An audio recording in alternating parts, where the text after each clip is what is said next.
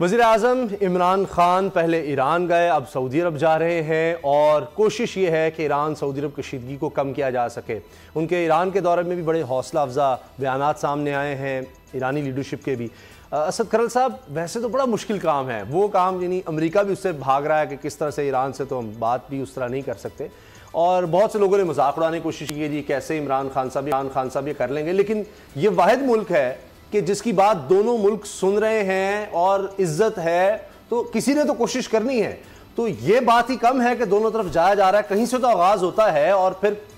आहिस्ता इसको एक दिन में तो नहीं हालात ठीक हो सकते। उसामा साहब, ये बड़ी ऑनर की बात है कि पाकिस्तान के हवाले से अमेरिका ने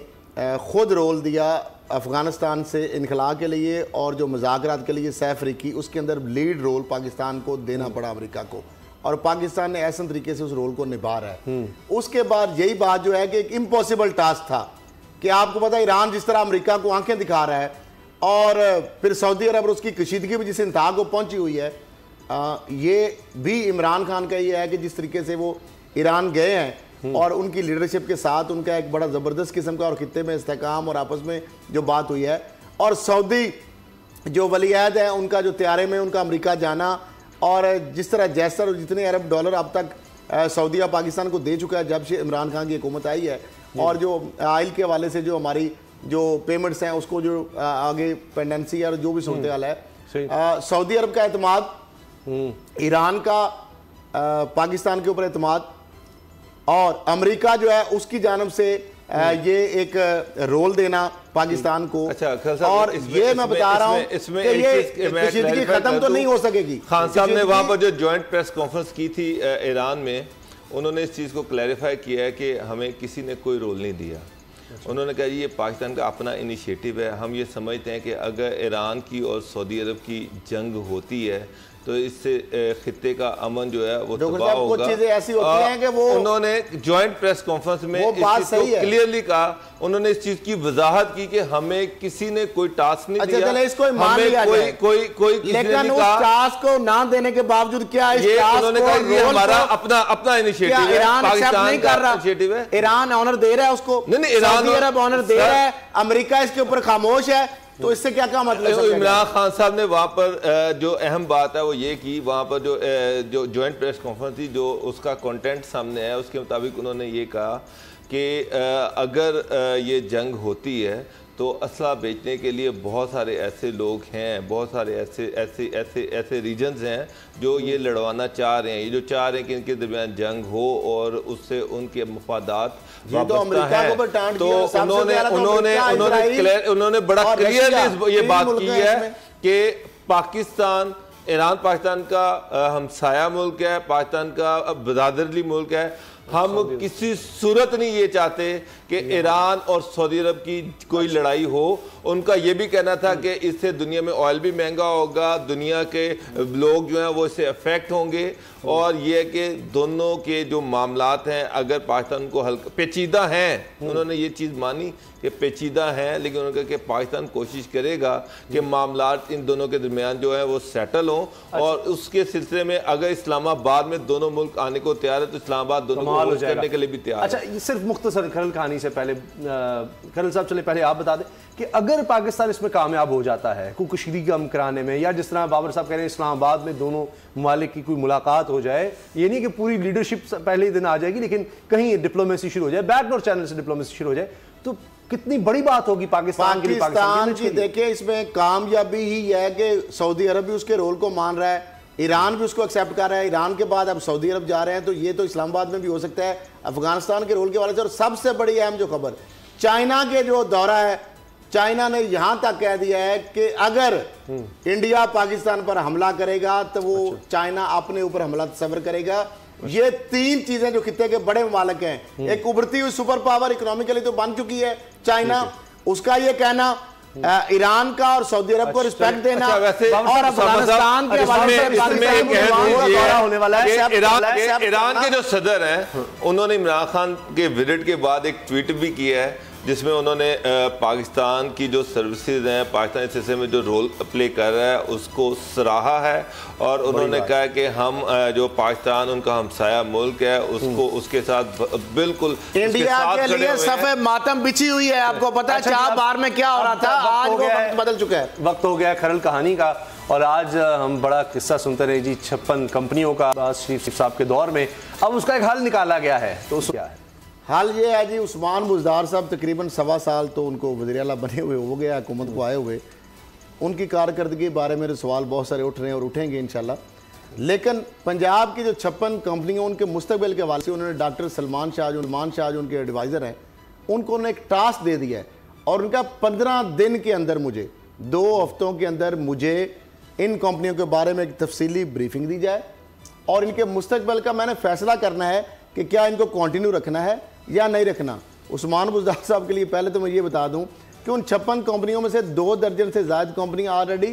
बंद पड़ी हैं। बाकी जो कंपनियां हैं, उनकी कंपनियों के कुछ लोग जो है नैब के मुलजम हैं, कुछ जेल के अंदर हैं, कुछ जेल जाने की तैयारियों में हैं। अब 15 दिन का उन्होंने कहा है कि इस हवाले से मुझे पूरी एक डिटेल दी जाए। अब मुझे ये बताएं उसामा साहब, उस्मान बुज़दार साहब से अगर वज़ीर आज़म इमरान खान साहब ये पूछ लें कि आपके पास चूँकि लॉ एंड आर्डर के हवाले से होम मिनिस्ट्री भी आपके पास है, बल्दियात जो है डेवलपमेंट के हवाले से जारी बात है, लोकल गवर्नमेंट सारी, वो मिनिस्ट्री भी आपके पास उसका चार्ज है, पोर्टफोलियो कलमदान, फिर P&D जो सारे सूबे के अंदर जो फंड जाने हैं, डेवलपमेंट स्कीमें बनानी है, वो भी है। 1.25 साल के अंदर तकरीबन 1 महीना काम शायद है 1.25 साल से। आप ये बता दें उस्मान बुज़दार साहब कि आपने क्या किया है। यही जब वो मिनिस्टर से बात करते हैं कारकर्दगी की, तो आपस में सरगोशियां करते हैं, वो कहते हैं खामोश हो गए, इसलिए एक दूसरे के साथ सरगोशियों में ये कहते हैं कि ये वक्त काश आए और इमरान खान साहब रिपोर्ट मांगे तो हम बताएंगे कि रिपोर्ट क्या है, कि तबादलों, पोस्टिंग, ट्रांसफर की तमाम वजारतों की और छोटे डिस्ट्रिक्ट लेवल के महकमों की वो इख्तियारात अपने पास रखिए। अगली बात थोड़ी सी डॉक्टर साहब आपकी जान से, ताहिर खुर्शीद साहब जो उनके जो बगल बच्चे हैं, जो DG खान लगे, उसके बाद इंडस्ट्रीज लाए, उसके बाद वहां पे उनको C&W में लाए, सारे फंड उन्हें रोक दिए हैं। जो बंदा उनको पैसे देता है आगे ठेकेदार या जो बंदा, उसके फंड रिलीज हो जाते हैं, उधर से भी उन्होंने कैप लगवा दिया है। SDO जो एक बंदा है उनका फ्रंटमैन, जिस तरह साद रफीका, नदीम ज़िया था, फयाज बुज़दार साहब वो बन गए हैं, फुप्पा उनके काम कर रहे हैं, एडिशनल चीफ सेक्रेटरी कर रहे हैं। मुझे ये बताया सारी मिनिस्ट्रीज का कोई सेक्रेटरी जो है, मिनिस्टर जो है, वो एक तबादला नहीं कर सकता, ट्रांसफर और पोस्टिंग के ऊपर तमाशा लगा हुआ है। 56 कंपनियों के हवाले से सुल्तान वेस्ट मैनेजमेंट कंपनी, उसको उन्होंने नोटिफाई कैबिनेट से अप्रूवल ली हुई है, 25 करोड़ रुपए का उसका बजट अप्रूव हुआ हुआ है, अपने सारे चहीतों को उसमें भर्ती करवा दिया है। तो सलमान शाह साहब इस कंपनी को भी इसमें देखेंगे या सिर्फ 56, क्योंकि अब तो 57 हो चुकी है। अच्छा, वफाकी कमीना के कारण की बात यह है कि शहबाज शरीफ के खिलाफ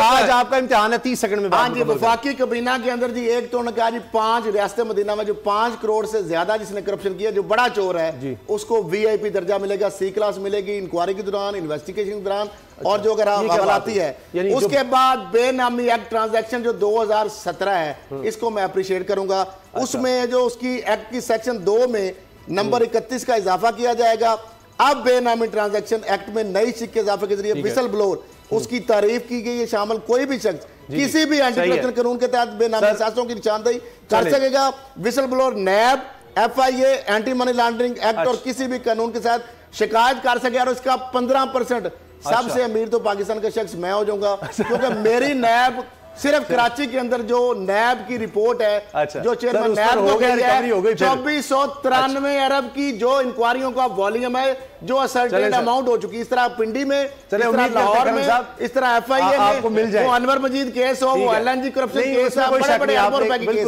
है। इसी तरीके से कौमी फ्रीजा भी है, हलाल रिज्क कमाएं। हम बेनामीदारों को कहते हैं को खुदारा, आप नैब को वो केस भेजें, आपको 15% मिल जाएंगे। बड़ी बात है। अच्छा, नैब आपका नाम भी सीधा राज में रखेगा, और 15% बेनामियों में खजाने में आएंगे, और आपको भी अच्छा बाबर डॉक्टर साहब और कौमी फ्रीजा मैं गुजारिश आपसे कर दूं, विफाकी काबीना का जो इजलास हुआ उसके बाद फिरदौस आशिक अवान साहब ने बताया अब वज़रा आला को भी बुला लिया वज़ीर आज़म ने कि आ जाएं और बैठें और ये प्राइस कंट्रोल कमेटी हमने एक्टिव कर देनी है। ये जो ज़ख़ीरांदोज़ी हो रही है, चीज़ों की कीमतें पहले जगीर-तरीन की चीनी का ख्याल कर लें। अच्छा खैर साहब, बाबर साहब, सर आप देखिए ज़ख़ीरांदोज़ी 12वीं मीटिंग हो रही है, हर एक महीने के बाद खान साहब वहां पर मीटिंग बुलाते हैं, महंगाई को बुलाते हैं और उसके बाद पता चलता है कि चीजें मजीद महंगी हो रही हैं। चीनी 80 रुपए किलो हो गई है, कोई ऐसी सब्जी नहीं जो 100 रुपए किलो से कम है। 1100, आज एक और रिपोर्ट आई कि 1100 ऐसी अद्वियात हैं जिनकी कोई कीमत मुतय्यन ही नहीं है, वहां पर 2000% प्रॉफिट उनमें कमाया जा रहा है, उनका कोई रेट मुकर्रर ही नहीं किया पंजाब फेडरल गवर्नमेंट ने। सर आप यहां से अंदाजा लगाएं, उसमें कहा गया प्राइस कंट्रोल कमेटी को एक्टिव किया जाएगा, इसका मतलब पहले कुछ हो ही नहीं रहा। एक मैं कल क्या होगा से पहले मैं एक गुजारिश कर दूं कि जनाब आज मेरी एक बड़े इंडस्ट्रियलिस्ट हैं, उनसे मुलाकात हुई और उसमें वो भी बड़े परेशान थे। उन्होंने कहा जी हम सेक्टर इंडस्ट्रीज़ को खत लिख के थक गए हैं कि उनसे कोई मुलाकात हो जाए। ये आमिर अशरफ ख्वाजा साहब हैं जी, ये सेक्टर इंडस्ट्रीज़, वो मिलते ही नहीं हो, कोई बहुत बड़े साहब हैं, ये ब्यूरोक्रेसी का हाल है। फिर उन्होंने कहा जी हमने प्रिंसिपल सेक्रेटरी को लिखा कि जी हम बात करना चाहते हैं यही प्राइस कंट्रोल के हवाले से भी कि किस तरह कंट्रोल किया जा सकता है, कारोबार के हवाले से बात करना चाहते हैं, कोई अपना ज़ाती नहीं मामला। तो हाल ये है कि ये हुकूमत में कुछ सुन ही नहीं रहा, तो क्या होगा? प्राइस कंट्रोल आप कैसे करेंगे, क्या कर लेंगे आप? कि एक शख्स वो कहते हैं जी 17 ट्रॉफीज हमें मिल चुकी हैं एक्सपोर्ट करने की वजह से, एक्सपोर्ट पर 2 अरब रुपया हम टैक्स देते हैं और उसके बावजूद जब इनकी नहीं सुनी जा रही तो फिर आम आदमी का तो अल्लाह हाफिज है, उनकी क्या सुनी जाएगी? कल क्या होगा बाबर डोगर साहब? कल सर राना सना साहब जो हैं उनको फिर पेश किया जा रहा है कोर्ट में और फिर वो वापस जेल ही जाएंगे और उन्होंने कहाँ जाना है। तो मेरा ख्याल है कि कल बेल छिल उनको कल भी नहीं मिलनी और उनका ठिकाना फिर कैंप जेल ही होगा। खरल साहब, राना सनाउल्लाह के साथ एक और केस ऐड कर रहे हैं, आमदन से ज़ाहिर सासों का करोड़ों रुपए के असास से उनके बेनामी प्रॉपर्टी हैं वो निकल रही है और उसके साथ एक और बड़ी डेवलपमेंट हो रही है जी। शहबाज शरीफ साहब चौधरी शुजात को मिलने कल जा रहे हैं, इम्कान है आज उन्होंने जाना था, 8 बजे की डन थी मीटिंग और इसी वजह से बड़ी पड़ा है। जो उस्मान बुजदार साहब भी आ गए, चौधरी सरवर साहब भी आ गए, कल उनकी मीटिंग मुतवक्को है। जाहिर बात है ताज़ियत का बहाना होगा, खबरें भी सामने आ जाएंगी, ताज़ियत का बहाना होगा और तो उससे पहले सियासतदान मिलेंगे तो सियासत चल रही बात होगी। कल जनाब मैं आपको एक अर्ज कर दूं कि आपने देखा हुसैन नवाज साहब वो खत के बाद और ज़्यादा एक्टिव हो गए हैं, लंदन में बैठे हैं और इसाक डार साहब के बेटे भी फिर ट्विटर पे बहुत एक्टिव हो गए हैं, निकलो बाहर निकलो, जाओ मार्च में जाओ, निकलो और ये बड़ा कौमी फरीजा है और पता नहीं क्या, लेकिन खुद नहीं आएंगे। हाँ, ये लंदन खुद नहीं आएंगे और लोग यहाँ पर ट्विटर पर जनाब ये गेम खेली जा रही है और वो कहेंगे जी पैसे जितने चाहिए हम दे देते हैं, लेकिन हम नहीं आ रहे हैं, पैसे कहीं और से आ रहे हैं, वो ट्विटर चला रहे हैं। मुझे आज एक खबर मिली है, बंद है सारी। मुझे आज एक बड़े अहम रिपोर्टर हैं और बाबर साहब के शागिर्दी समझे छोटे भाई हैं, उन्होंने आज मुझे बड़ी खबर दी है। तो एग्जैक्ट बस कुछ 60 करोड़ के आगे पीछे की बात चल रही है कि हुसैन नवाज साहब की ड्यूटी लगी है कि वो तो भेजने हैं, वो मौलाना साहब ने और से लेके मुझे नहीं पता, बहरहाल ये खबर मैं आपको बता रहा हूं। तो वो डार साहब के बेटे हों या हुसैन नवाज हों, उन्होंने पैसों का तो शायद वो कुछ कर दें, आ नहीं रहे, बस ट्विटर पे आप देखेंगे निकलो बाहर, ये कर दो वो कर दो, बस यहीं तक होगा काम।